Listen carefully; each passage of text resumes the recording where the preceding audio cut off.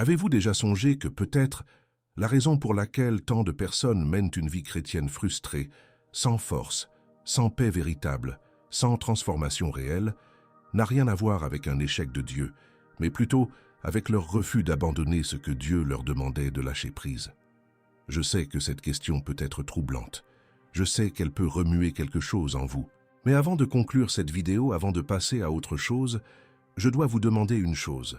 Restez avec moi jusqu'au bout, car ce que je vais partager aujourd'hui est peut-être le message le plus important que vous entendrez cette année. Et je n'exagère pas. Je vais parler de 7 choses que la Bible dit devoir être abandonnées par ceux qui veulent vraiment suivre le Christ. Ce ne sont pas des suggestions, ce ne sont pas des recommandations facultatives, ce sont des exigences de Dieu lui-même pour ceux qui souhaitent suivre le chemin de la vie. Et la vérité est que la plupart des personnes qui se disent chrétiennes n'ont jamais entendu cela avec la clarté qu'elles devraient. Ou bien elles l'ont entendu mais ont choisi de l'ignorer. Savez-vous ce qui m'a poussé à préparer ce message? C'est une conversation avec une femme qui était complètement brisée intérieurement. Elle fréquentait l'église depuis plus de 10 ans. 10 ans. Elle connaissait les versets par cœur. Elle participait à des groupes d'études. Elle chantait dans l'équipe de louanges. Mais elle m'a regardé droit dans les yeux et m'a dit « Je ne sens pas Dieu. Cela fait des années que je n'ai pas ressenti sa présence dans ma vie. Je fais tout ce qu'il faut, mais il semble y avoir un mur entre Dieu et moi. » Et lorsque nous avons commencé à parler plus profondément, lorsque les couches se sont enlevées une à une, ce qui est apparu, c'est précisément ceci. Elle n'avait jamais vraiment abandonné ce que Dieu lui avait demandé de lâcher prise. Elle entretenait des pratiques, des habitudes, des liens et des mentalités totalement incompatibles avec la vie que Dieu avait prévue pour elle. Et elle pensait pouvoir conserver tout cela et avoir malgré tout une relation intime avec le Seigneur. C'est impossible. Cela n'a jamais été possible, et cela ne le sera jamais. Et peut-être est-ce aussi votre histoire. Peut-être êtes-vous ici aujourd'hui pour une raison. Peut-être le Saint-Esprit vous a-t-il guidé vers cette vidéo parce que le moment est venu pour vous d'entendre la vérité que personne n'a osé vous dire. La vérité que beaucoup de prédicateurs évitent par peur de perdre des fidèles, des offrandes, de la popularité. Mais je ne suis pas là pour être populaire, je suis là pour être fidèle. Et la fidélité à Dieu exige que je vous dise ce que dit sa parole, même si cela fait mal, même si c'est dérangeant, même si cela vous amène à remettre en question beaucoup de choses que vous avez toujours crues justes dans votre vie. Jésus a dit quelque chose dans Matthieu chapitre 7, versets 13 et 14, qui devrait troubler les nuits de tout chrétien autoproclamé. Il a dit « Entrez par la porte étroite, car large est la porte et spacieux le chemin qui mène à la perdition, et nombreux sont ceux qui y entrent. Mais étroite est la porte, et resserré le chemin qui mène à la vie, et peu nombreux sont ceux qui le trouvent. » Remarquez que Jésus n'a pas dit que peu cherchent, mais que peu le trouvent. Cela signifie qu'une multitude de personnes empruntent un chemin qu'elles croient juste, mais qui en réalité les éloigne de Dieu. Et la question que vous devez vous poser maintenant, sincèrement, avec une honnêteté brutale devant Dieu, est « Sur quel chemin suis-je » Le chemin étroit n'est pas qu'une jolie métaphore à encadrer dans votre salon. C'est une réalité spirituelle qui exige renoncement. Il exige l'abandon. Il exige la mort. Oui, la mort. La mort de votre ego. La mort de vos désirs charnels. La mort de votre propre volonté. Paul écrit dans Galates 2, 20. « J'ai été crucifié avec Christ. Ce n'est plus moi qui vis, c'est Christ qui vit en moi. » Quand avez-vous ressenti pour la dernière fois le poids de ces paroles? Car la crucifixion n'a rien d'agréable. La crucifixion, c'est la douleur, c'est le renoncement. C'est la fin de tout ce que votre corps, votre esprit et vos émotions désirent, au profit de la volonté de Dieu. Et c'est précisément ce qu'exige le chemin étroit. Je constate que beaucoup considèrent l'Évangile comme un buffet. Vous savez, ces restaurants où l'on se sert soi-même. On prend un peu de grâce, un peu de bénédiction, un peu de prospérité, mais on ignore complètement le plat de la croix, le plat du renoncement, le plat du repentir, le plat de la sainteté. Résultat, ces personnes bâtissent une foi sur ce qui les arrange et non sur ce que Dieu exige. Or, une foi fondée sur le confort humain n'est pas la foi, c'est une illusion, c'est de l'aveuglement volontaire, c'est une religiosité vide de sens. Lorsque Jésus appela ses premiers disciples, il ne leur dit pas « Venez quand vous le pouvez, si vous en avez envie », si cela vous arrange. Il leur dit « Suivez-moi ». Et leur réponse fut immédiate. Ils laissèrent leur filet, leur barque, leur père dans la barque et ils le suivirent. Ils ne fixèrent aucune date limite. Ils ne dirent pas qu'ils allaient y réfléchir. Ils ne cherchèrent pas à négocier des conditions plus avantageuses. Ils comprirent que l'appel de Jésus n'était pas une invitation à un événement ponctuel. C'était un appel à une vie d'obéissance, de sacrifice et de transformation. Aujourd'hui, combien de personnes se disent appelées par Dieu et répondent « Oui Seigneur, mais permettez-moi d'abord de régler ce problème ici. Laissez-moi profiter encore un peu. Laissez-moi d'abord faire ce que je veux et ensuite je vous suivrai. » Luc 9, verset 62, rapporte la réponse de Jésus face à cette attitude. « Quiconque met la main à la charrue et regarde en arrière n'est pas digne du royaume de Dieu. » C'est puissant, c'est direct.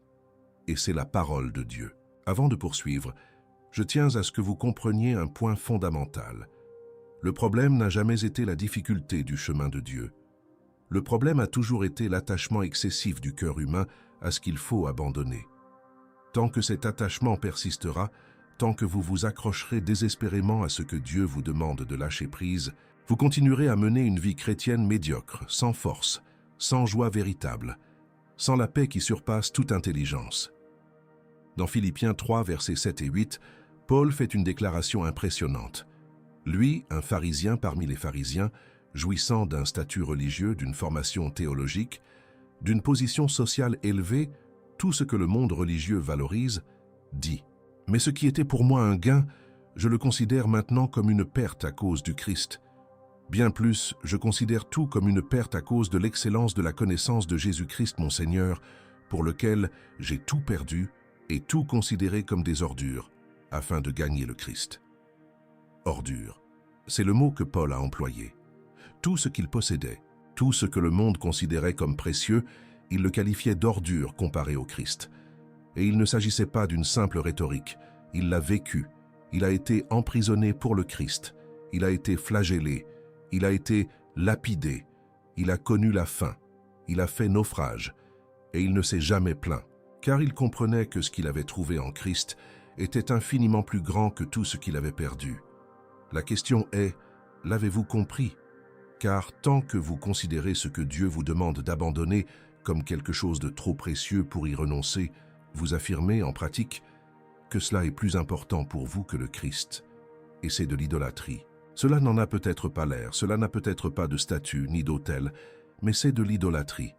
Car tout ce qui occupe dans votre cœur la place qui appartient exclusivement à Dieu est une idole, et Dieu ne partage son trône avec personne. Dans l'Apocalypse chapitre 3, versets 15 et 16, Jésus s'adresse à l'église de Laodicée et déclare « Je connais tes œuvres, je sais que tu n'es ni froid ni bouillant. Je voudrais que tu sois l'un ou l'autre, mais puisque tu es tiède, ni froid ni bouillant, je vais te vomir de ma bouche. » C'est l'un des passages les plus terrifiants de toute la Bible, car Jésus ne parle pas aux athées, mais à ceux qui appartenaient à l'Église, à ceux qui se considéraient comme chrétiens, à ceux qui pensaient être en règle avec Dieu. Et Jésus affirme que leur tiédeur est si répugnante qu'il est sur le point de les rejeter définitivement. La tiédeur, c'est précisément cela. Vouloir avoir un pied dans le monde et l'autre dans le royaume de Dieu.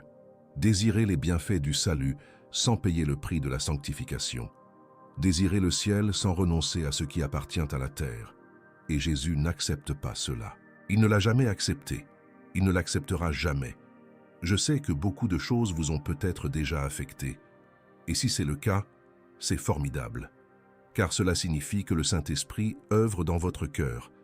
Ne résistez pas. Ne vous endurcissez pas. Laissez la parole pénétrer en vous. Laissez-la agir là où c'est nécessaire. Car Hébreux 4, 12 dit que la parole de Dieu est vivante et efficace, plus tranchante qu'une épée à deux tranchants. Elle pénètre jusqu'à la division de l'âme et de l'esprit, des jointures et des moelles. Elle discerne les pensées et les intentions du cœur. La parole n'a pas été créée pour apaiser. Elle a été créée pour transformer. Et la véritable transformation commence par la souffrance. Elle commence par la confrontation. Elle commence par l'humilité de se regarder en face et de dire « Seigneur, j'ai besoin de changer ». Le problème, c'est que la culture religieuse moderne a engendré une génération de chrétiens qui ne supportent pas d'être confrontés à leurs contradictions. qui considèrent tout message dérangeant comme du légalisme, qui confondent la grâce avec une autorisation de péché, qui disent « Dieu m'accepte tel que je suis » et s'en servent comme excuse pour ne jamais changer. Certes, Dieu vous accepte tel que vous êtes, mais il vous aime trop pour vous laisser dans cet état. La grâce n'est pas une autorisation de péché. La grâce est la puissance de Dieu pour vous libérer du péché. Et si la grâce que vous prêchez ne vous libère pas, ne vous transforme pas, ne vous dérange pas lorsque vous péchez, alors ce n'est pas la grâce enseignée par la Bible. C'est autre chose. C'est une contrefaçon. Je vous invite maintenant à faire preuve de courage. Je vous invite à prier en silence avec moi là où vous êtes et à dire « Seigneur, montre-moi ce dont je dois me libérer ». Cela peut être effrayant, cela peut être inconfortable, mais c'est le premier pas vers une vie de véritable liberté en Christ. Car la véritable liberté ne consiste pas à pouvoir faire tout ce que l'on veut. La véritable liberté, c'est ne plus être esclave de ce qui nous détruit. Et c'est précisément ce dont nous allons parler tout au long de ce message. Je vais vous montrer, en m'appuyant sur la parole de Dieu, 7 choses que ceux qui veulent suivre le chemin étroit doivent abandonner. Je vous le demande, ne regardez pas ce message passivement. Regardez-le avec un cœur ouvert. Ayez la Bible à portée de main, si possible. Et soyez prêts à dire oui à Dieu, quel qu'en soit le prix. Continuons. Avant de poursuivre, j'aimerais vous raconter une histoire qui illustre parfaitement ce que je viens de dire. Je connaissais un jeune homme qui était musicien de louange à l'église. Il jouait de la guitare incroyablement bien. Il avait du talent, du charisme et un engagement évident. Chaque dimanche, il était là, sur scène, dirigeant la louange, les larmes aux yeux. Les gens le regardaient et pensaient « Voilà un homme de Dieu ». Mais ce que personne ne savait, c'est que du lundi au samedi, il menait une vie complètement différente.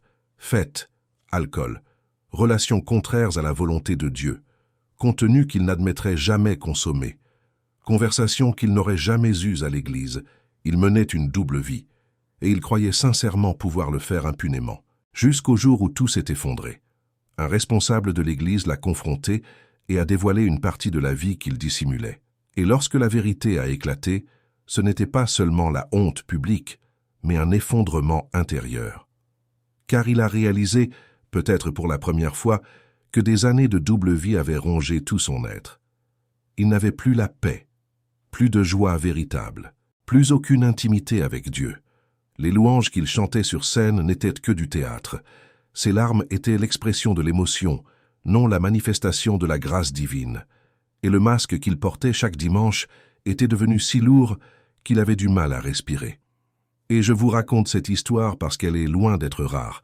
Elle est même effroyablement courante. Combien de personnes vivent exactement ainsi aujourd'hui, avec une façade publique et une façade privée, une identité pour l'Église et une autre pour le reste de leur vie, et le plus tragique, c'est que beaucoup d'entre elles ne se rendent même pas compte du gouffre dans lequel elles se trouvent. Car une double vie est comme un poison à action lente. On n'en ressent pas les effets immédiatement, mais elle vous ronge de l'intérieur, jour après jour, semaine après semaine, jusqu'au jour de l'implosion. Et quand cela arrive, les dégâts sont immenses. Proverbe 28, 13 dit « Celui qui cache ses transgressions ne prospère point, mais celui qui les confesse et les abandonne obtient miséricorde. » Une double vie est, par essence, une vie de péché dissimulée. Et la Bible est claire. Celui qui les cache ne prospère point. Il peut en donner l'impression. Il peut sembler que tout fonctionne, que le masque est bien en place, que personne ne s'en aperçoive. Mais Dieu voit. Et ce que Dieu voit, c'est un cœur partagé, une vie fragmentée et une âme étouffée sous le poids du mensonge. Les livres des Nombres, 32 et 23, disent « Sachez que votre péché vous rattrapera. » Ce n'est pas une possibilité, c'est une certitude. Tôt ou tard, ce qui est caché sera révélé. Et quand ce sera le cas, la souffrance sera proportionnelle à la durée du secret. Par conséquent, le meilleur moment pour abandonner une double vie, c'est maintenant. Pas quand elle sera découverte, pas quand il n'y aura plus d'issue. Maintenant, par votre propre décision, par obéissance à Dieu, par amour de la vérité. Je sais que c'est effrayant. Je sais que l'idée de révéler ce qui est caché est terrifiante. Peur du jugement, du rejet, des conséquences. Mais je vous assure, les conséquences de continuer à vivre dans le mensonge sont infiniment pires que celles d'affronter la vérité. Car la vérité libère. Jésus a dit dans Jean 8, 32, Vous connaîtrez la vérité, et la vérité vous affranchira. Mais la vérité ne libère que ceux qui ont le courage de l'affronter. Une illusion très dangereuse se répand parmi les chrétiens, celle de croire qu'il est possible de marcher avec Dieu tout en gardant un pied dans le monde. L'idée qu'on peut servir le Seigneur du dimanche au dimanche, mais vivre du lundi au samedi comme s'il n'existait pas. L'idée qu'on peut aller à l'église, lever les mains pour louer Dieu, donner sa dîme et vivre le reste de la semaine exactement comme ceux qui ne le connaissent pas. Et je dois vous le dire très franchement, cela ne marche pas. Cela n'a jamais marché. Et la Bible est on ne peut plus claire à ce sujet. Dans Matthieu 6, verset 24, Jésus affirme une vérité qui exclut toute possibilité de compromis. Nul ne peut servir deux maîtres, car ou il haïra l'un et aimera l'autre, ou il s'attachera à l'un et méprisera l'autre. Vous ne pouvez servir Dieu et l'argent. Et lorsque Jésus parle de argent dans ce passage, il s'agit du terme original mammon, qui représente non seulement l'argent lui-même, mais aussi tout le système de valeurs du monde, le statut social, le pouvoir, le plaisir, le confort, la reconnaissance humaine. Tout ce que le monde offre comme source de sécurité et de satisfaction en dehors de Dieu. Et Jésus n'a pas dit qu'il est difficile de servir deux maîtres. Il a dit que c'est impossible. Personne ne le peut. Il ne s'agit pas de faire plus d'efforts, de lutter davantage, de trouver un meilleur équilibre. C'est tout simplement impossible. Car Dieu et le monde fonctionnent en sens inverse. Les valeurs de Dieu sont contraires à celles du monde. Ce que le monde appelle succès, Dieu pourrait l'appeler idolâtrie. Ce que le monde appelle liberté, Dieu l'appelle esclavage. Ce que le monde appelle plaisir, Dieu pourrait l'appeler destruction. Le temps est venu pour chaque personne se réclamant du Christ de faire un choix définitif. Non pas un choix impulsif, pris dans l'ardeur d'un office, ni une décision passagère qui ne dure que jusqu'à la prochaine tentation, mais une décision ferme, consciente et délibérée. À partir d'aujourd'hui, il n'y a qu'un seul Seigneur dans ma vie, et ce Seigneur est Jésus-Christ. Jacques 4. 4 est on ne peut plus clair, adultère que vous êtes. Ne savez-vous pas que l'amitié du monde est inimitié contre Dieu? Celui donc qui veut être ami du monde se rend ennemi de Dieu.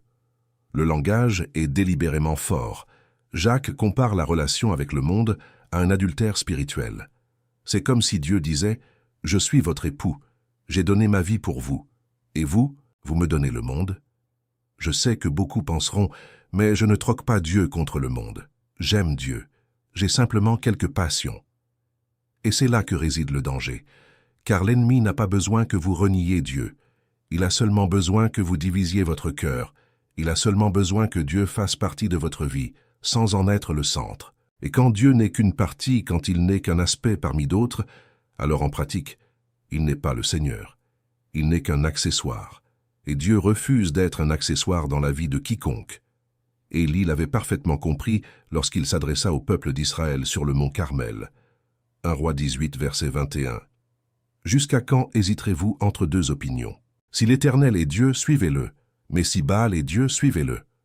La Bible rapporte que le peuple ne dit rien. Ils gardèrent le silence, et ce silence est le même que celui de nombreux chrétiens aujourd'hui. Ils connaissent la bonne réponse. Ils savent qu'ils devraient suivre Dieu de tout leur cœur. Mais ils se taisent, car ils refusent d'abandonner leur Baal moderne, leur addiction, leurs relations toxiques, leurs habitudes pécheresses, leur mode de vie qui contredit tout ce que la Bible enseigne. Et je veux vous poser une question directe. Quel est votre Baal? Qu'est-ce qui rivalise avec Dieu pour régner sur votre vie? Qu'est-ce que vous savez au fond de vous que Dieu vous a déjà demandé de lâcher prise, mais auquel vous vous accrochez? Il peut s'agir d'une relation, d'une dépendance, d'une habitude, d'un état d'esprit, de votre orgueil ou de votre ambition démesurée. Quoi qu'il en soit, sachez une chose. Tant que cela sera là, occupant une place prépondérante dans votre cœur, vous ne connaîtrez pas la plénitude de la vie que Dieu a préparée pour vous. Car Dieu ne luttera pas, il attendra tout simplement. Mais l'attente de Dieu ne signifie pas que tout va bien. Cela signifie que la décision vous appartient, et chaque décision a des conséquences. Josué l'avait compris lorsqu'il dit au peuple, Josué 24, 15, « Si servir l'Éternel vous paraît indésirable, choisissez aujourd'hui qui vous voulez servir. » Puis il déclara, « Quant à moi et à ma famille, nous servirons l'Éternel. » Remarquez que Josué n'a pas imposé sa volonté. Il a présenté le choix, Mais il a aussi clairement exprimé sa propre décision. Il n'a pas hésité. Il n'a pas cherché à plaire à la fois à Dieu et au monde. Il a choisi. Et son choix s'est porté sur Dieu. Et c'est ce même choix qui se présente à vous maintenant. Pas demain, pas au prochain office. Maintenant. Car la vérité, c'est que plus tard est l'arme préférée de l'ennemi. Chaque fois que vous dites « je changerai plus tard », l'ennemi entend « je ne suis pas prêt à changer maintenant ». Et chaque jour qui passe sans que cette décision soit prise est un jour de plus où vous vivez en deçà du dessein de Dieu pour votre vie. C'est un jour de plus où vous portez le poids d'une vie partagée. C'est un jour de plus où vous faites semblant que tout va bien, alors qu'au fond de vous, vous savez que ce n'est pas le cas. Je suis passé par là. Je sais ce que c'est que de vivre avec un cœur partagé. Je sais ce que c'est que d'essayer de servir Dieu tout en entretenant des choses qui ne le glorifient pas. Et je peux vous dire, par expérience personnelle, cela n'en vaut pas la peine. Le prix à payer pour cette double vie est trop élevé. On perd la paix, on perd la joie, on perd sa sensibilité spirituelle, on perd la communion avec Dieu. Et au final, on ne profite pas pleinement du monde, car la culpabilité nous en empêche, ni pleinement de Dieu, car le péché nous entrave. Mais la bonne nouvelle, c'est qu'il n'est jamais trop tard pour choisir. Il n'est jamais trop tard pour dire « Seigneur, aujourd'hui, je te choisis. Toi seul, entièrement toi. » Et lorsque ce choix est fait sincèrement, un miracle se produit. Les chaînes se desserrent, le poids s'allège, la clarté spirituelle revient, car Dieu attendait précisément cela, que vous cessiez de diviser et que vous vous abandonniez totalement à lui. Si ce message vous touche, si vous sentez que Dieu vous parle d'une manière particulière aujourd'hui, je vous encourage à agir. Je sais que souvent, un message puissant nous touche profondément, mais la routine s'installe. Les distractions surgissent et nous retombons dans nos travers. C'est pourquoi j'ai préparé un outil pour vous aider à entretenir cette flamme chaque jour. Dans le premier commentaire épinglé de cette vidéo, vous trouverez un guide de méditation de 30 jours, conçu précisément à cet effet. Vous aider à approfondir votre foi, à renouveler votre engagement envers Dieu au quotidien de manière concrète et transformatrice. Il ne s'agit pas de théorie, mais d'une démarche à vivre au quotidien, avec des réflexions, des prières et des défis qui fortifieront votre cheminement spirituel. Consultez le premier commentaire épinglé et découvrez comment ce guide peut changer votre vie. Pour en revenir à notre sujet, je dois aborder un point que beaucoup n'aiment pas entendre, mais qui est pourtant essentiel. L'influence de votre entourage. La Bible est très claire. Les personnes que vous fréquentez ont un impact direct sur votre vie spirituelle. 1 Corinthiens 15:33 dit « Ne vous y trompez pas, les mauvaises compagnies corrompent les bonnes mœurs. » Ce n'est pas un conseil pastoral, ni l'opinion d'un quelconque responsable. C'est la parole de Dieu. Et elle affirme catégoriquement que les mauvaises compagnies ont le pouvoir de corrompre ce qu'il y a de bon en vous. Je sais que c'est un sujet délicat. Personne n'aime entendre qu'il faudrait peut-être prendre ses distances avec certaines personnes. Personne n'aime être confronté à ses amitiés, ses fréquentations, sa vie sociale. Mais je dois vous poser la question avec tout mon amour et ma sincérité. Les personnes les plus proches de vous rapprochent-elles de Dieu ou vous en éloignent-elles? C'est une question qui mérite une réponse honnête, non pas une réponse sur la défensive, non pas une réponse qui justifie l'injustifiable, mais une réponse sincère devant Dieu. Proverbe 13, 20 dit « Celui qui fréquente les sages devient sage, mais celui qui se lie d'amitié avec les insensés se perd. » Remarquez le choix des mots. Il n'est pas question de risque de se perdre, mais de subira des dommages. C'est une certitude, une conséquence inévitable. Si vous côtoyez des personnes qui vivent dans le péché, qui méprisent les valeurs de Dieu, qui se moquent de la foi, qui encouragent les comportements destructeurs, vous en subirez les conséquences. Peu importe votre force intérieure, peu importe votre assurance, l'influence est puissante et agit subtilement, progressivement, presque imperceptiblement, jusqu'au jour où, en vous retournant, vous réalisez que vous vous trouvez dans une situation que vous n'auriez jamais imaginée. J'ai vu cela se produire tellement de fois. Des personnes qui aimaient Dieu sincèrement, qui avaient une belle relation avec lui, qui étaient engagées dans l'Église et envers la parole, mais qui se sont laissées entraîner par des personnes néfastes. Cela ne s'est pas produit d'un coup, c'était progressif. D'abord, c'était un rendez-vous par-ci, une conversation par-là, une concession ici et là. Et quand ces personnes s'en sont rendues compte, elles vivaient déjà une vie complètement différente de celle que Dieu avait prévue pour elles. Je me souviens d'une jeune femme qui faisait partie d'un groupe de disciples. Elle était dévouée, assoiffée de la parole, priait avec ferveur et servait joyeusement à l'église. Mais lorsqu'elle est entrée à l'université, elle s'est liée d'amitié avec un groupe de camarades qui ne partageaient pas ses valeurs. Au début, elle pensait pouvoir préserver sa foi tout en les côtoyant. « Je suis assez forte », disait-elle. « Je serai une influence positive pour eux. » Mais c'est tout le contraire qui s'est produit. Peu à peu, elle a commencé à aller à l'église moins souvent. Les excuses ont commencé à fuser. « Je suis fatiguée. Je dois étudier. Je ne peux pas cette semaine. » Les prières sont devenues plus courtes. La Bible a pris la poussière. Les fêtes sont devenues plus fréquentes. Et en moins de 2 ans, elle menait une vie complètement différente de celle qu'elle avait en entrant à l'université. Elle n'a pas perdu la foi du jour au lendemain. Elle l'a lentement érodée sous l'influence constante de personnes qui s'éloignaient de Dieu. Le plus triste, c'est que lorsqu'on a essayé de la prévenir, elle s'est emportée. « Vous ne connaissez pas mes amis.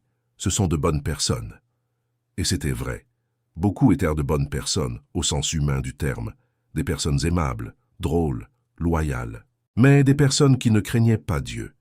La question n'a jamais été de savoir s'ils étaient bons ou mauvais en tant qu'êtres humains. La question était de savoir si leur influence rapprochait cette jeune femme du Christ ou l'en éloignait. Et la réponse était évidente pour tous, sauf pour elle. Car lorsqu'on est plongé au cœur de la situation, il est très difficile d'y voir clair. C'est comme la grenouille dans la casserole. L'eau chauffe lentement, et elle ne s'en rend compte que lorsqu'il est trop tard. Et ne vous méprenez pas. Je ne dis pas qu'il faut vivre en vase clos. Je ne dis pas qu'il faut couper tout contact avec les non-chrétiens. Jésus lui-même côtoyait les pécheurs, mangeait avec les collecteurs d'impôts et discutait avec les prostituées. Mais remarquez un point fondamental. Jésus a influencé, il n'a pas été influencé. Quand Jésus s'asseyait à table avec des pécheurs, ce sont eux qui repartaient transformés, pas lui. La question n'est pas de savoir si vous pouvez fréquenter des gens du monde. La question est, qui influence qui? Si vous intégrez un groupe d'amis et que vous en ressortez en pensant, parlant et désirant comme eux, alors vous n'êtes pas une source de lumière. Vous êtes absorbé par les ténèbres. Si vous allez à une fête et que vous en revenez avec une conscience lourde, des sentiments qui ne glorifient pas Dieu, des souvenirs que vous préférez enfouir, alors ce milieu n'est pas fait pour vous. Peu importe ce qu'ils disent, peu importe qu'ils vous traitent de radical, d'exagéré ou de fanatique. Les étiquettes que le monde vous colle n'ont aucune importance. Ce qui compte, c'est la parole de Dieu. Et Dieu dit dans 2 Corinthiens 6, 14 et 17, « Ne vous mettez pas sous un joug étranger avec des incroyants. Car quelle association y a-t-il entre la justice et l'iniquité? Ou quelle communion y a-t-il entre la lumière et les ténèbres? Quel accord y a-t-il entre Christ et Bélial? Quel rapport y a-t-il entre le croyant et l'incroyant? Quel rapport y a-t-il entre le temple de Dieu et les idoles? Car nous sommes le temple du Dieu vivant. Comme Dieu l'a dit, j'habiterai avec eux et je marcherai au milieu d'eux. Je serai leur Dieu, et ils seront mon peuple. C'est pourquoi vous sortez du milieu d'eux et séparez-vous, dit le Seigneur. Ce texte est puissant et ne saurait être ignoré. La séparation demandée par Dieu n'est pas l'isolement social, mais le discernement spirituel. C'est la sagesse de reconnaître les liens qui nous édifient et ceux qui nous détruisent. C'est le courage de dire non aux environnements qui compromettent notre sanctification. C'est la maturité de comprendre que toutes les relations ne sont pas saines, toutes les amitiés ne sont pas bénéfiques, et toutes les interactions ne nous rapprochent pas du dessein de Dieu. Et le plus difficile dans ce renoncement, c'est peut-être lorsque ceux qui vous tirent vers le bas sont des personnes que vous aimez, des membres de votre famille, des amis d'enfance, des collègues de longue date, des personnes qui font partie de votre histoire, qui ont été présentes lors de moments importants. Je comprends la douleur que vous ressentez, mais je tiens à vous rappeler les paroles de Jésus dans Matthieu 10, 37. « Celui qui aime son père ou sa mère plus que moi n'est pas digne de moi. Celui qui aime son fils ou sa fille plus que moi n'est pas digne de moi. » Jésus ne vous demande pas de haïr votre famille. Il vous demande simplement de ne donner à aucune relation humaine la place qui lui revient. Et si une relation, aussi précieuse soit-elle, vous éloigne de Dieu, alors vient un moment où il est nécessaire de poser des limites. Non par colère, non par orgueil, mais par obéissance. Je sais que cette décision est difficile, mais je sais aussi qu'elle est nécessaire. Et je sais que lorsque vous avez le courage de fixer ces limites, Dieu vous honore. Il fait entrer de nouvelles personnes dans votre vie. Il restaure les relations qui semblaient perdues. Il œuvre dans le cœur de ceux que vous aimez. Mais le premier pas vous appartient. Donnez la priorité à Dieu, quoi qu'il en coûte. Je dois maintenant aborder un sujet devenu presque tabou dans de nombreuses églises, mais que la Bible traite avec le plus grand sérieux, la question de l'alcool. Avant de penser que je vais me lancer dans un discours moralisateur ou légaliste, écoutez-moi jusqu'au bout, car ce que je vais partager n'est pas mon opinion, mais ce que disent les Écritures. Éphésiens 5. 18 est un verset que beaucoup connaissent, mais que peu prennent au sérieux. Ne vous enivrez pas de vin, car cela mène à la débauche, mais soyez remplis de l'esprit. Paul ne se contente pas de donner des conseils de santé. Il établit une distinction spirituelle. D'un côté, l'ivresse qui mène à la débauche ouvre la porte au péché, affaiblit la maîtrise de soi et engourdit la conscience. De l'autre côté, la plénitude de l'esprit qui porte du fruit édifie, fortifie et transforme. Le problème ici ne se limite pas à l'alcoolisme chronique. Il ne s'agit pas seulement de la personne qui boit tous les jours et ne parvient pas à s'arrêter. Le problème est bien plus vaste. La question est la suivante. L'alcool ouvre-t-il une porte dans votre vie à des choses qui ne devraient pas y entrer? Car la Bible est très claire. L'alcool a le pouvoir d'affaiblir les défenses spirituelles et morales d'une personne. Si vous souhaitez en faire l'expérience par vous-même, jour après jour, consultez le premier commentaire épinglé. Le livre des Proverbes, chapitre 23, versets 29 à 35, décrit avec une grande force les effets néfastes de l'alcool. À qui appartiennent les malheurs? À qui appartiennent les chagrins? À qui appartiennent les querelles? À qui appartiennent les plaintes? À qui appartiennent les blessures inutiles? À qui appartiennent les yeux injectés de sang? À ceux qui s'attardent auprès du vin, à ceux qui recherchent les boissons mélangées. Il poursuit. Ne regarde pas le vin lorsqu'il est rouge, lorsqu'il pétille dans la coupe et se boit facilement. À la fin, il mord comme un serpent et empoisonne comme une vipère. Ce langage n'est pas fortuit. La Bible compare les effets de l'alcool au venin d'un serpent. Et s'il y a bien une chose que le serpent sait faire, depuis la Genèse, c'est détruire l'œuvre de Dieu. Combien de familles ont été brisées par l'alcool? Combien de mariages ont été ruinés? Combien de carrières ont été anéanties? Combien de ministères ont été compromis? Combien de vies ont été fauchées? Je sais que beaucoup de chrétiens rétorquent « mais Jésus a changé l'eau en vin ». Et c'est vrai, cependant, utiliser le miracle de Jésus pour justifier l'ivresse est une grotesque déformation des Écritures. Dans la culture biblique, le vin avait une fonction sociale et cérémonielle totalement différente de l'usage que beaucoup en font aujourd'hui.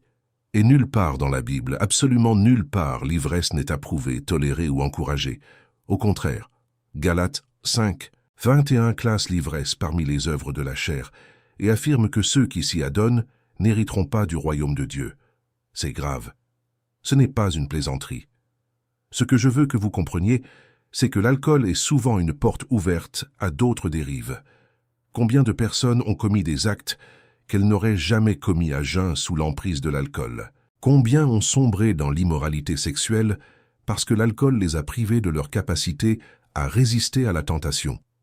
Combien ont prononcé des paroles qui ont détruit des relations parce que l'alcool a débridé leur langue au-delà de toute mesure?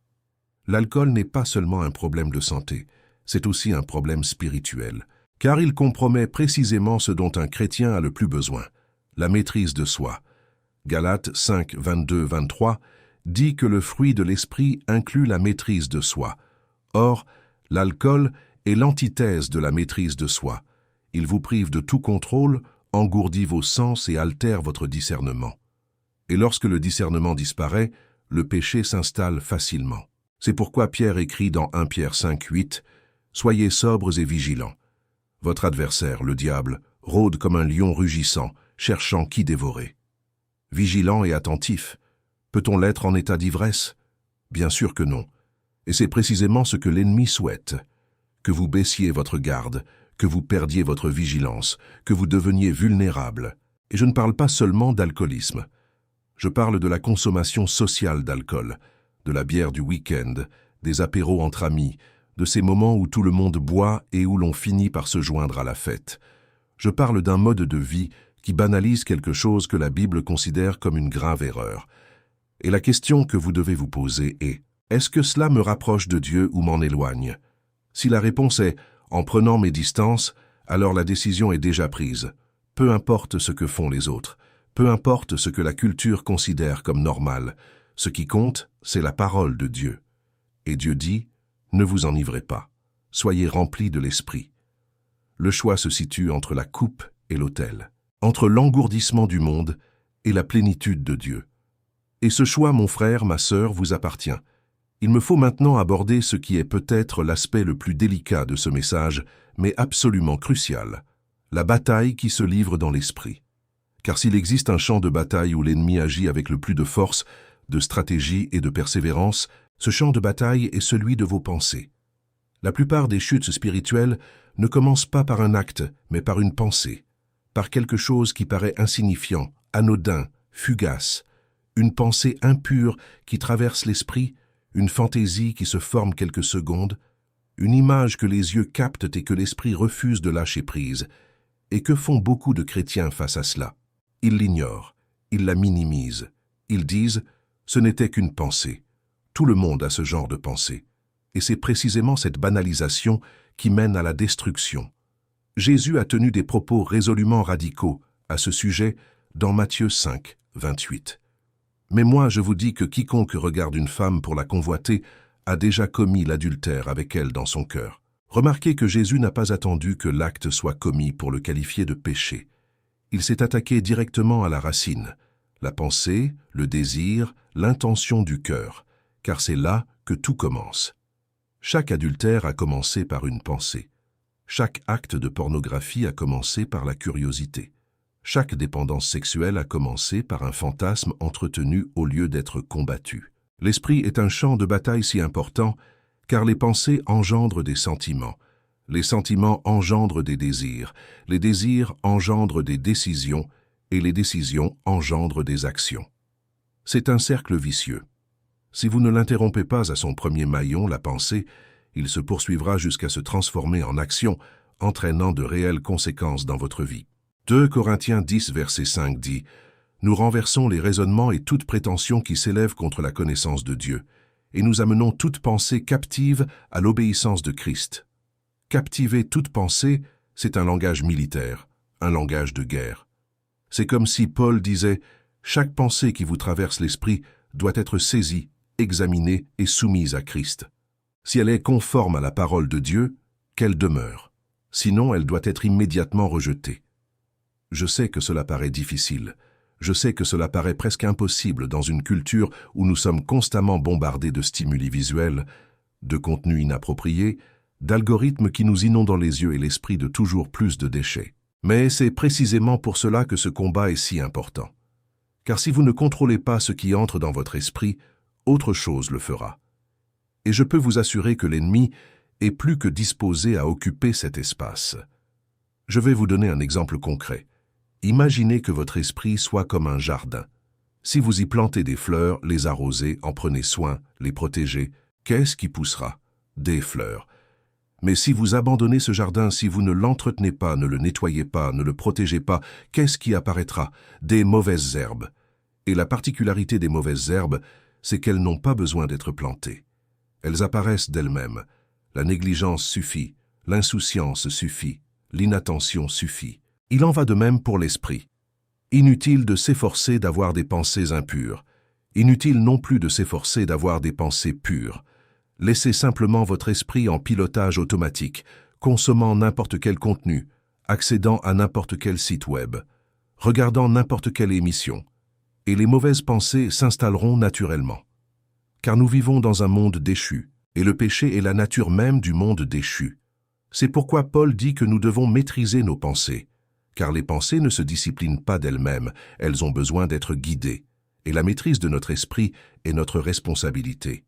Dieu nous a donné le pouvoir de choisir nos pensées. Il nous a donné le pouvoir de rejeter les pensées qui ne le glorifient pas. Et il nous a donné l'arme la plus puissante pour ce combat, la parole de Dieu. Lorsque Jésus fut tenté dans le désert, comment a-t-il répondu au diable? Par la parole. À chaque tentation, il répondait par « Il est écrit ». non par l'émotion, non par des raisonnements philosophiques, non par la force de sa volonté, mais par la parole. Et si la parole a suffi à Jésus pour vaincre la tentation dans le désert, elle suffit amplement pour vous permettre de remporter la victoire dans votre esprit. Mais pour utiliser la parole comme une arme, il faut la connaître, la garder précieusement dans son cœur, entretenir une relation intime avec elle. Et cela exige une discipline quotidienne. Je connais beaucoup de chrétiens qui passent des heures chaque jour sur les réseaux sociaux, à regarder des séries, à jouer à des jeux sur leur téléphone, mais qui sont incapables de consacrer 30 minutes à la lecture de la Bible. Et ensuite, ils se plaignent de perdre la bataille de leur esprit. Bien sûr que oui, car ils nourrissent leur esprit de contenus néfastes et négligeant la nourriture spirituelle. C'est comme un athlète qui mange de la malbouffe tous les jours et se plaint de ses mauvaises performances. Évidemment, il n'est pas performant, car le carburant détermine la performance. Et dans la vie spirituelle, c'est la même chose. Si vous nourrissez votre esprit de déchets, vous récolterez des déchets. Si vous le nourrissez de la parole, vous récolterez les fruits de l'esprit. Réfléchissez-y. De quoi nourrissez-vous votre esprit? Quel type de contenu consommez-vous? Quelle série regardez-vous? Quel genre de musique écoutez-vous? Quels réseaux sociaux suivez-vous? À quelle conversation participez-vous? Car tout cela nourrit l'esprit. Et l'esprit, à son tour, nourrit le cœur. Et du cœur jaillissent les sources de la vie, comme le dit le livre des Proverbes 4.23.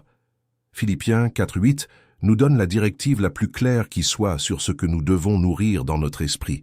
Enfin, frères et sœurs, tout ce qui est vrai, tout ce qui est honorable, tout ce qui est juste, tout ce qui est pur, tout ce qui est aimable, tout ce qui mérite l'approbation, tout ce qui est vertueux et digne de louange, que ce soit l'objet de vos pensées.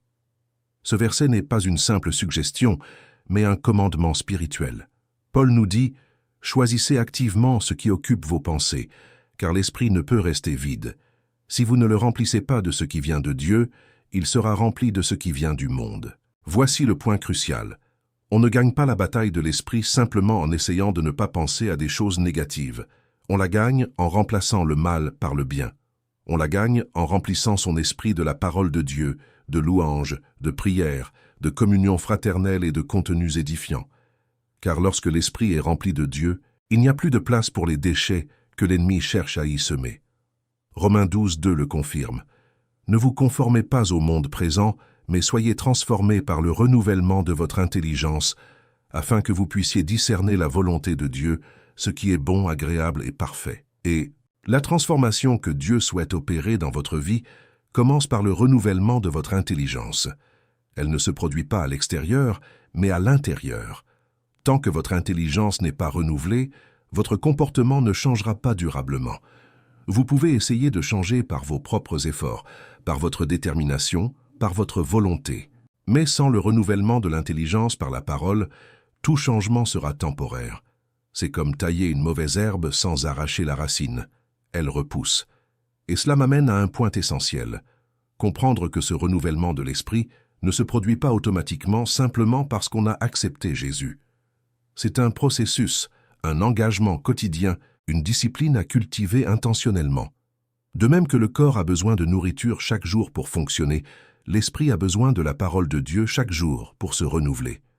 Et lorsqu'on néglige cette nourriture spirituelle, l'esprit s'affaiblit, les défenses s'effondrent, et l'ennemi trouve des failles pour attaquer. Le psaume 119, verset 11, dit « Je serre ta parole dans mon cœur, afin de ne pas pécher contre toi. » Garder la parole dans son cœur est un acte volontaire, un exercice quotidien.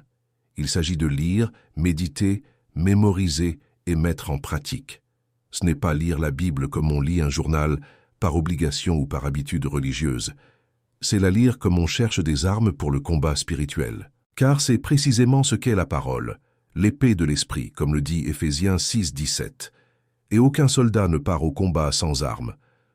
Dans le premier commentaire épinglé, j'ai laissé un message qui pourrait vous être utile dans cette démarche. Je voudrais aussi vous parler d'un sujet directement lié au combat intérieur et qui a détruit la vie de nombreux chrétiens. La poursuite effrénée des biens matériels.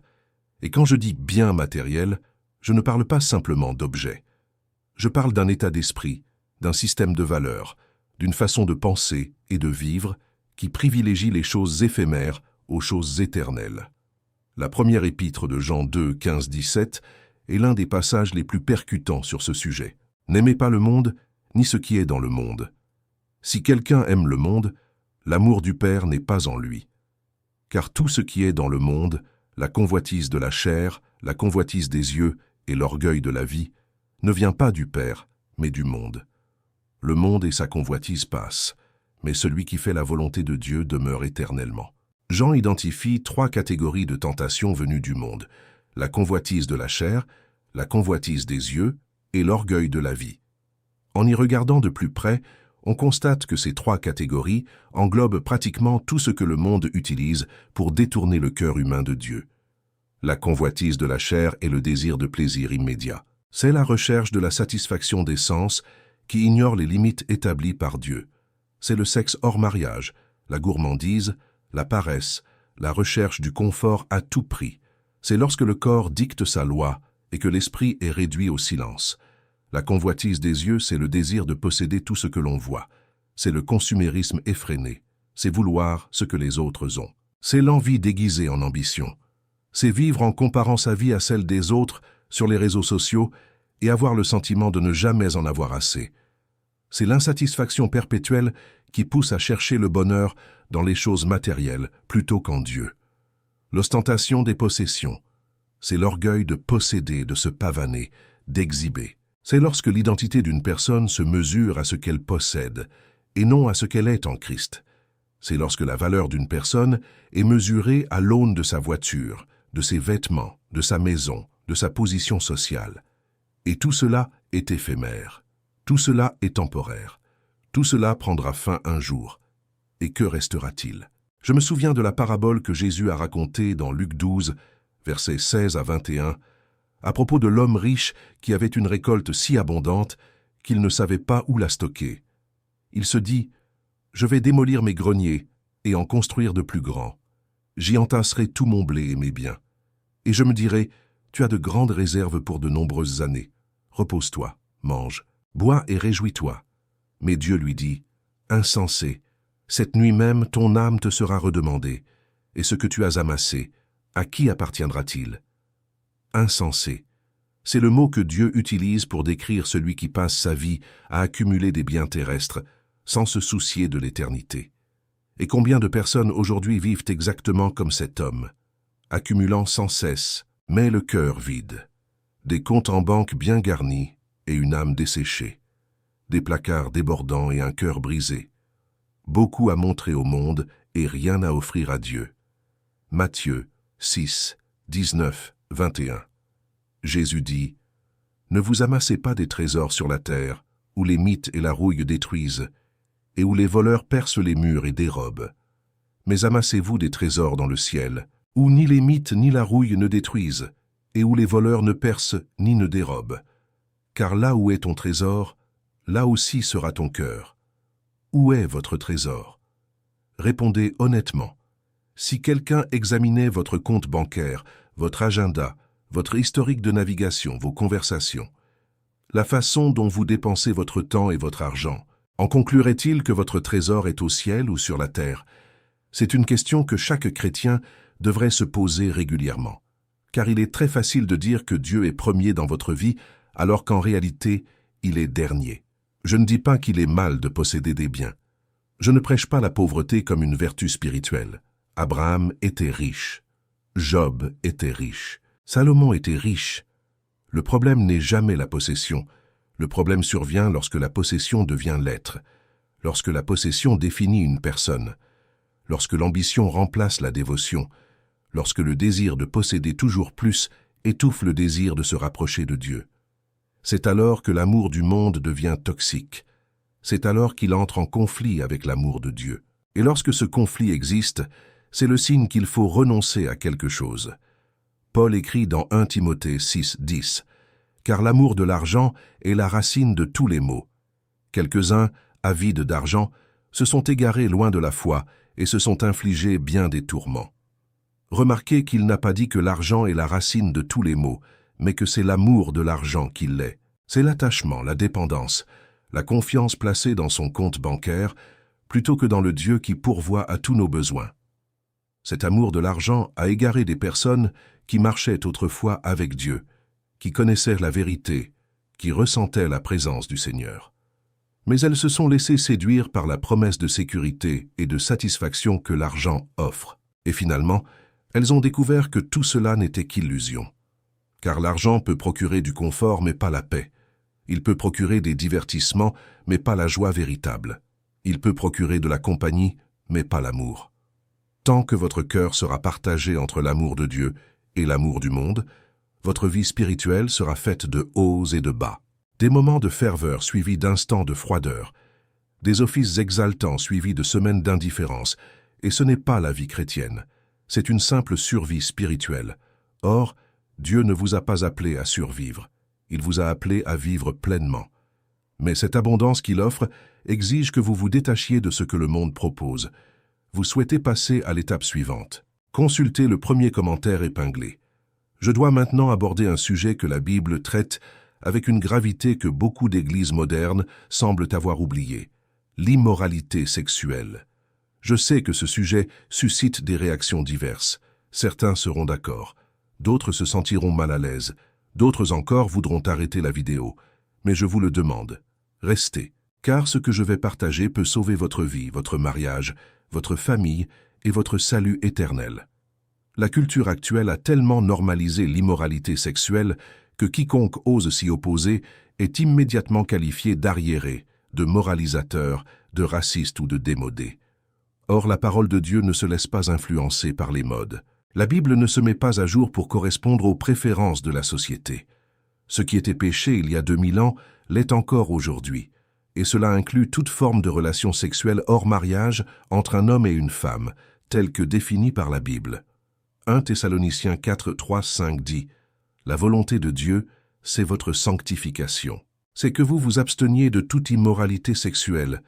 C'est que chacun de vous apprenne à posséder son corps dans la sainteté et l'honneur, sans se livrer à des passions dévorantes comme les païens qui ne connaissent pas Dieu. » La volonté de Dieu.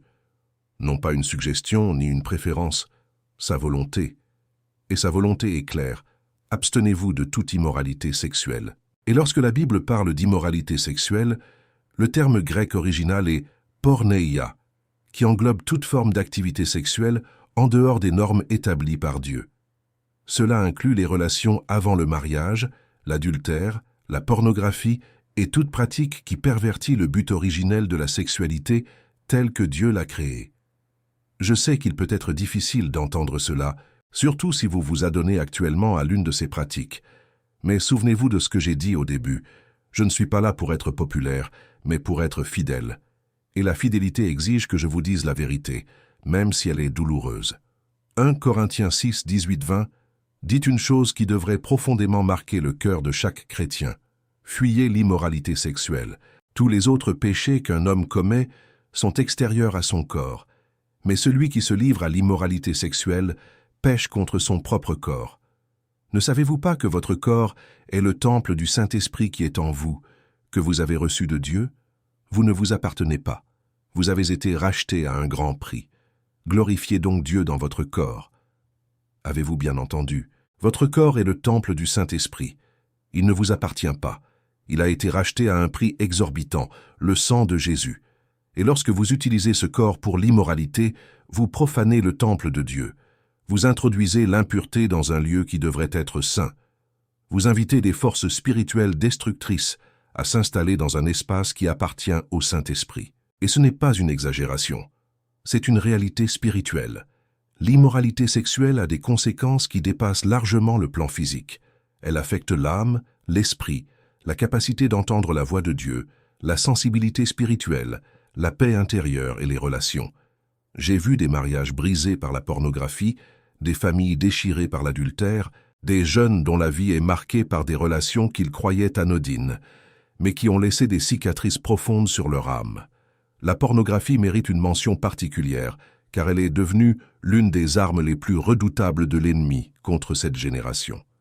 Grâce à la facilité d'accès via Internet, des millions de personnes, y compris des chrétiens, sont prises au piège de cette addiction, incapables de s'en libérer. La pornographie n'est pas inoffensive, elle modifie le cerveau, elle pervertit la perception de la sexualité, elle déshumanise, elle instaure des normes irréalistes qui détruisent l'intimité conjugale. Et surtout, c'est un péché devant Dieu, car Jésus a dit que quiconque regarde une femme avec des intentions impures a déjà commis l'adultère dans son cœur. Mais je tiens à vous dire quelque chose de profondément important. Si vous luttez actuellement contre l'immoralité sexuelle, si vous êtes pris au piège d'un cycle de péché et de culpabilité, si vous vous sentez incapable de remporter cette bataille, il y a de l'espoir. Il y a la libération. Il y a la force à votre disposition. Car le même Dieu qui a créé la sexualité comme quelque chose de bon et de sacré est le Dieu qui peut restaurer ce que le péché a perverti. 1 Jean 1, 9 dit « Si nous confessons nos péchés, il est fidèle et juste pour nous les pardonner et nous purifier de toute iniquité. » La confession est le premier pas. Ne la cachez pas. Ne la minimisez pas. Ne la justifiez pas. Confessez. Devant Dieu et, si nécessaire, devant une personne de confiance qui peut vous accompagner dans ce combat.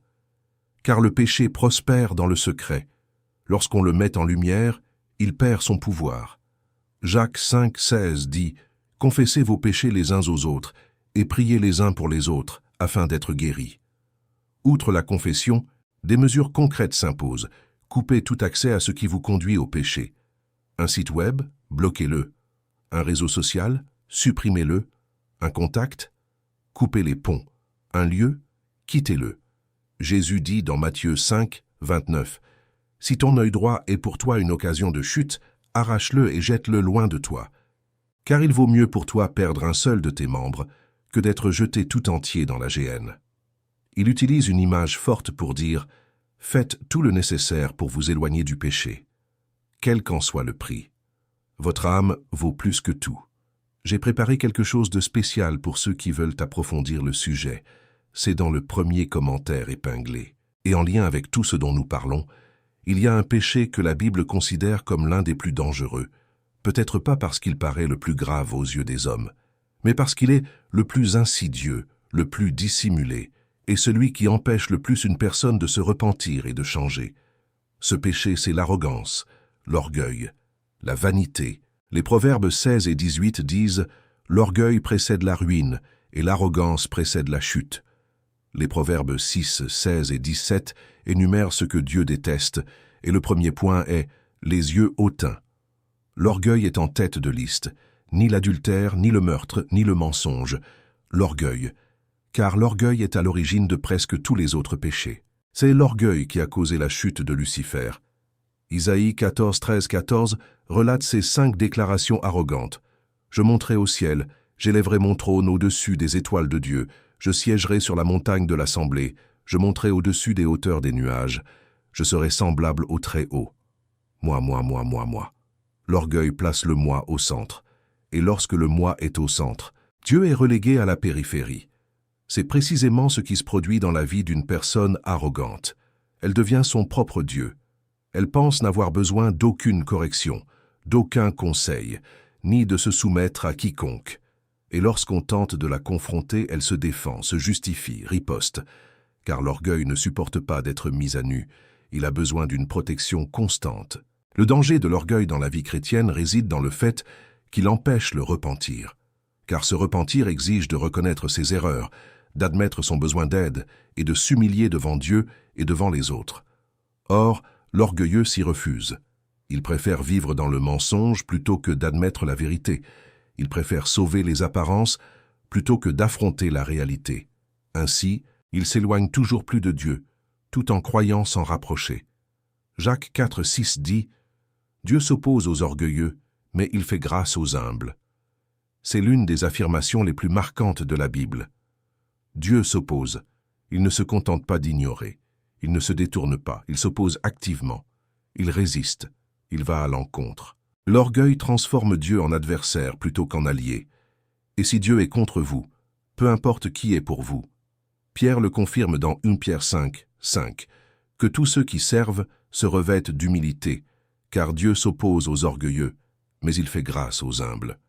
Et au verset 6, il poursuit « Humiliez-vous donc sous la puissante main de Dieu, afin qu'il vous élève au moment opportun. » L'humilité n'est pas une faiblesse, mais une force. car il faut un grand courage pour reconnaître ses propres défauts, demander pardon, accepter la correction, admettre que l'on ne sait pas tout, que l'on ne peut pas tout faire, et que l'on a besoin de Dieu à chaque instant. Et c'est précisément ce genre de cœur que Dieu recherche.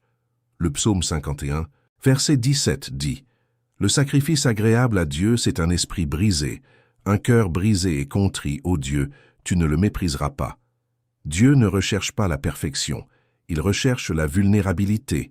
La vulnérabilité. La vulnérabilité qui s'obstine à reconnaître sa propre misère sans Dieu et à se soumettre pleinement à sa volonté. La vulnérabilité qui n'a pas besoin de reconnaissance humaine, car elle trouve son identité en Christ. La vulnérabilité qui ne recherche pas le prestige, car son identité est déjà inscrite dans le livre de vie. La vulnérabilité qui ne lutte pas pour le pouvoir, car elle comprend que le véritable pouvoir réside dans la soumission à la puissance de Dieu. Et je vous le demande, où est votre orgueil? Où est votre arrogance? Peut-être n'est-elle pas évidente. Peut-être se dissimule-t-elle sous le masque de la confiance en soi, de l'indépendance, du « je n'ai besoin de personne », du « je sais ce que je fais ». Mais si, au fond de vous, vous résistez à la soumission, à l'obéissance, à la reconnaissance de vos erreurs, alors l'orgueil continue de gouverner des domaines de votre vie qui appartiennent à Dieu. Tant que l'orgueil régnera, la grâce ne se répandra pas, car la grâce est pour les humbles. La grâce est pour ceux qui reconnaissent leurs besoins. La grâce est pour ceux qui s'inclinent devant Dieu et disent « Seigneur, sans toi je ne suis rien, sans toi je ne peux rien faire, sans toi je n'ai rien ». Permettez-moi de vous expliquer comment l'orgueil se manifeste souvent de manières insoupçonnées. Il ne se présente pas toujours sous forme d'arrogance manifeste. Parfois, il se cache dans l'incapacité de demander pardon. On sait qu'on a eu tort, mais on est incapable de dire « je suis désolé ». Parfois, il se dissimule dans le besoin constant d'avoir raison. On préfère détruire une relation plutôt que d'admettre son erreur. Parfois, il se cache dans une comparaison incessante. On regarde les autres et on se dit « au moins, je ne suis pas comme lui ». Et lorsque l'on pense ainsi, on fait exactement comme le pharisien de la parabole de Luc 18. Il se leva et pria « Ô Dieu, je te remercie de ce que je ne suis pas comme les autres hommes. » Et Jésus dit que celui qui sortit du temple justifié n'était pas le pharisien orgueilleux, mais le publicain qui se frappait la poitrine en disant « Ô Dieu, aie pitié de moi, pécheur. » L'orgueil se manifeste aussi lorsqu'on refuse de se soumettre à l'autorité spirituelle, quand on pense n'avoir besoin ni de pasteur, ni de mentor, ni de rendre des comptes. Dieu et moi, tout va bien. Je n'ai pas besoin d'intermédiaire. Or, s'il est vrai que l'accès à Dieu est direct par Jésus, Dieu a établi l'Église, les pasteurs et les enseignants précisément pour nous aider à grandir, à être corrigés, à être édifiés. Hébreux 13, 17 dit « Obéissez à vos conducteurs et soumettez-vous à leur autorité, car ils veillent sur vous comme devant en rendre compte. » Refuser de se soumettre n'est pas un signe de maturité mais un signe d'orgueil. Et la manifestation la plus dangereuse de l'orgueil est peut-être l'autosuffisance spirituelle. C'est croire qu'on en sait déjà assez, qu'on a assez vécu, qu'on a déjà traversé assez d'épreuves, pour ne plus avoir besoin de s'humilier, de chercher, de crier sa détresse. Et c'est précisément à ce moment-là que la chute est la plus proche. 1 Corinthiens 10, 12 nous avertit que celui qui croit être debout prenne garde de tomber. Celui qui se dit « cela ne m'arrivera jamais » est celui qui risque le plus d'être surpris, car il a baissé sa garde. Et l'ennemi guette toujours les moments de faiblesse. Je vous invite aujourd'hui à faire un défi. Demandez à Dieu de vous révéler où l'orgueil se cache dans votre vie. Demandez-lui de vous montrer les domaines où vous avez résisté à l'humilité. Et lorsqu'il vous les révélera, ne vous mettez pas sur la défensive. Ne vous justifiez pas. Abandonnez-vous simplement à lui. Car s'abandonner à Dieu, ce n'est pas perdre, c'est gagner tout ce qui compte vraiment. Il existe une différence fondamentale entre trébucher par faiblesse et pécher délibérément. Cette différence doit être parfaitement comprise, car elle a des conséquences éternelles. La Bible reconnaît que tout être humain est imparfait. Chaque chrétien trébuchera à un moment ou un autre. Chaque disciple de Jésus connaîtra des moments de faiblesse où le péché trouve une brèche. Et pour ces moments-là, il y a la grâce, il y a le pardon, il y a la restauration. 1 Jean 2:1 dit « Mes petits enfants, je vous écris ces choses afin que vous ne péchiez pas. Mais si quelqu'un a péché, Nous avons un avocat auprès du Père, Jésus-Christ le juste. Mais il y a une différence fondamentale entre trébucher et se relever et persister délibérément dans le péché comme si de rien n'était. La Bible aborde cette seconde situation avec une gravité qui devrait faire trembler quiconque. Hébreux 10, 26, 27 dit « Si, après avoir reçu la connaissance de la vérité, nous continuons volontairement à pécher, il ne reste plus de sacrifice pour les péchés, mais seulement une attente terrible du jugement et d'un feu ardent qui dévorera les ennemis de Dieu. » Ce passage est effrayant, et il devrait l'être, car il parle de personnes qui connaissent la vérité, qui ont entendu l'Évangile, qui savent distinguer le bien du mal, mais qui choisissent consciemment et délibérément de continuer à vivre dans le péché. Je sais que beaucoup utilisent la grâce comme excuse pour persister dans le péché. Ils disent « Dieu est amour, il comprendra, la grâce couvre tout ». Mais la grâce de Dieu n'est pas une autorisation de pécher. Dans Romains 6, 1, 2, Paul demande « Que dirons-nous donc ? Pécherons-nous afin que la grâce abonde ? Certainement pas. Nous sommes morts au péché. Comment pourrions-nous vivre encore dans le péché ? La grâce nous libère du péché. Elle ne nous donne pas la permission de pécher. Utiliser la grâce pour justifier un péché délibéré, c'est mépriser le sacrifice du Christ. C'est fouler aux pieds le sang versé sur la croix. L'épître de Jude, au verset 4, nous avertit « Car certains hommes impies se sont glissés parmi vous. Ils changent la grâce de notre Dieu en prétexte à l'immoralité et ils renient Jésus-Christ, notre seul souverain et Seigneur. » Transformer la grâce en libertinage, c'est précisément ce qui arrive lorsqu'on dit « Je peux pécher autant que je veux, car la grâce me couvrira ». Ce n'est pas la foi, c'est de la présomption. Et la présomption spirituelle est extrêmement dangereuse. Si vous souhaitez en faire l'expérience par vous-même, jour après jour, consultez le premier commentaire épinglé. La différence entre trébucher et pécher délibérément réside dans l'attitude du cœur. Lorsqu'on trébuche, le cœur est attristé. On ressent le poids du péché. On se tourne vers Dieu pour se repentir. On déteste ce qu'on a fait et on désire ardemment ne pas le répéter. Mais lorsqu'on pêche délibérément, le cœur s'endurcit. On ne ressent plus le poids du péché. On s'y habitue.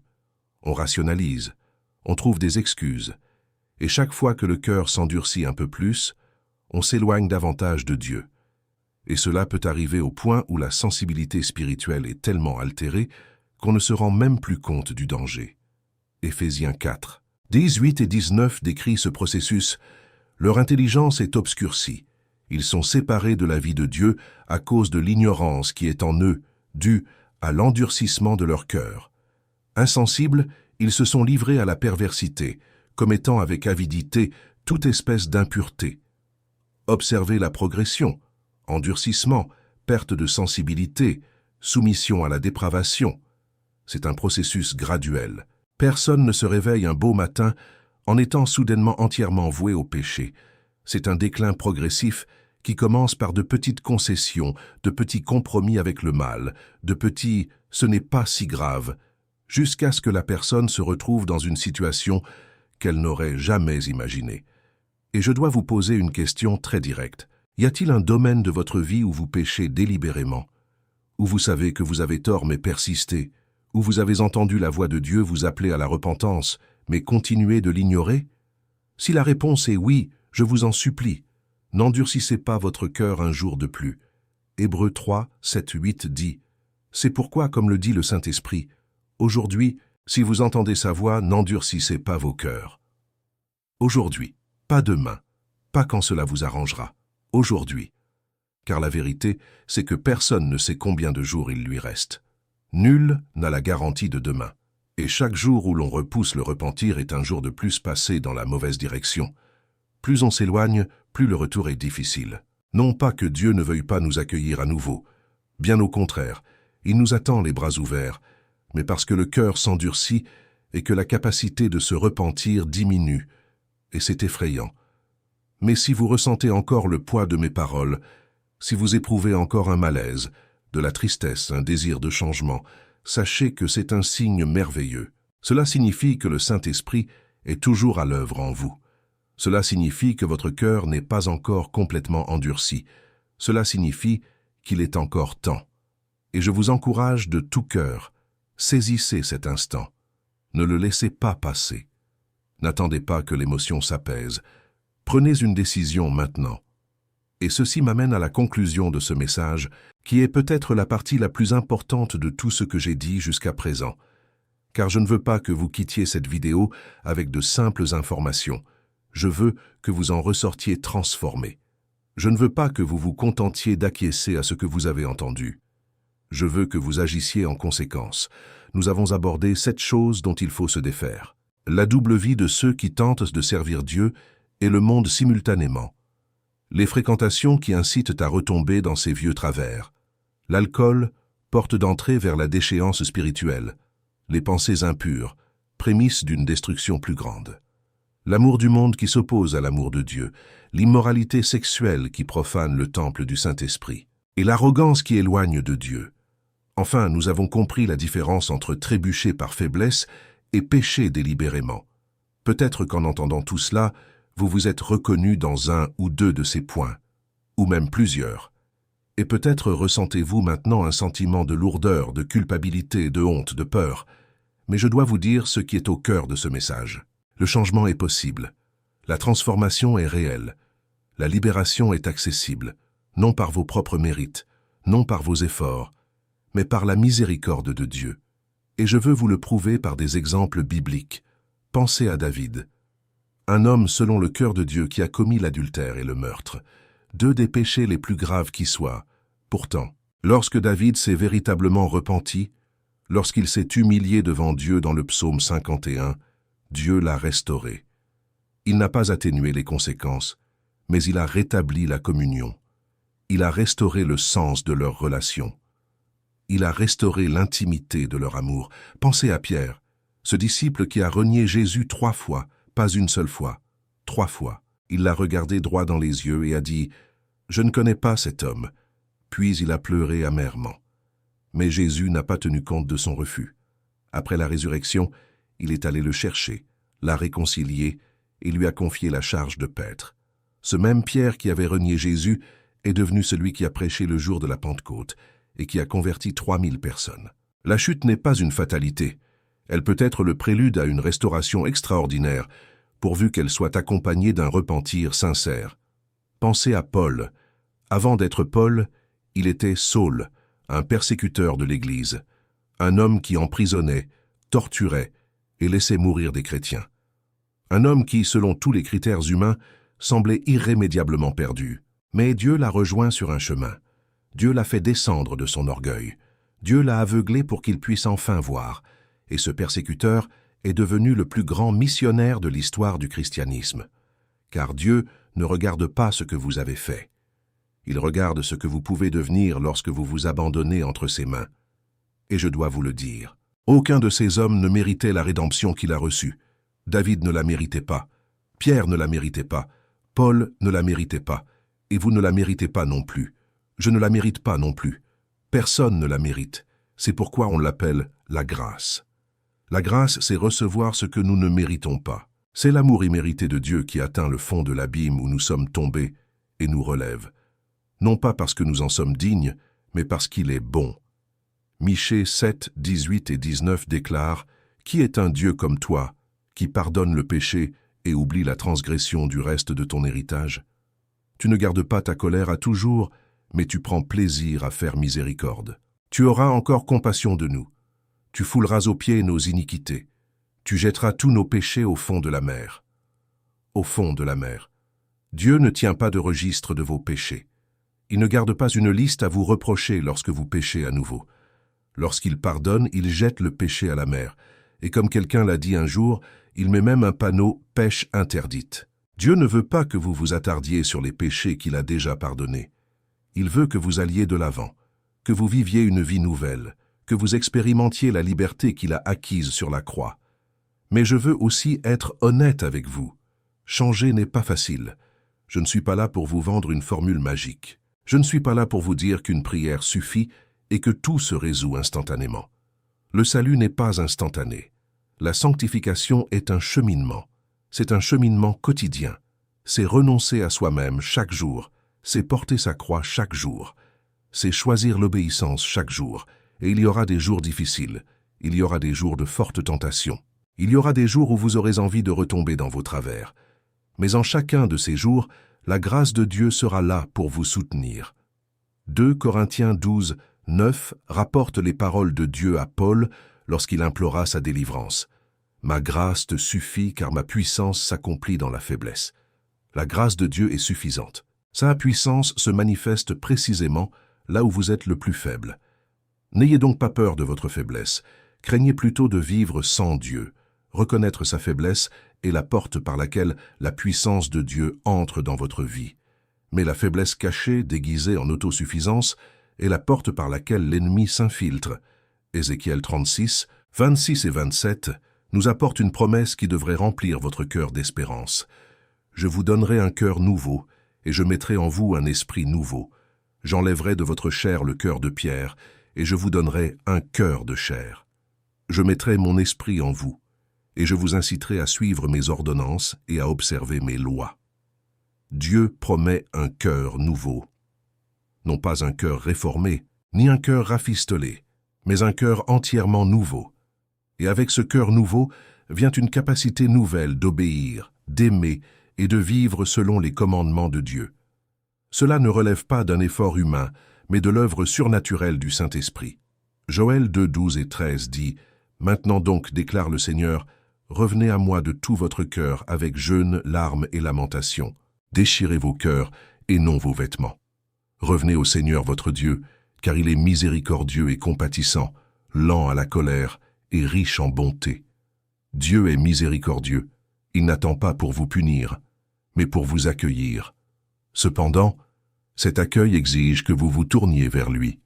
Elle exige un repentir sincère, une véritable contrition, et cette humilité qui dit « Seigneur, j'ai failli, j'ai péché, j'ai échoué, mais je suis là, je me remets entre tes mains, je te demande d'agir en moi comme je ne peux le faire par moi-même. » Ésaïe 1, 18 contient la plus belle invitation de toute la Bible.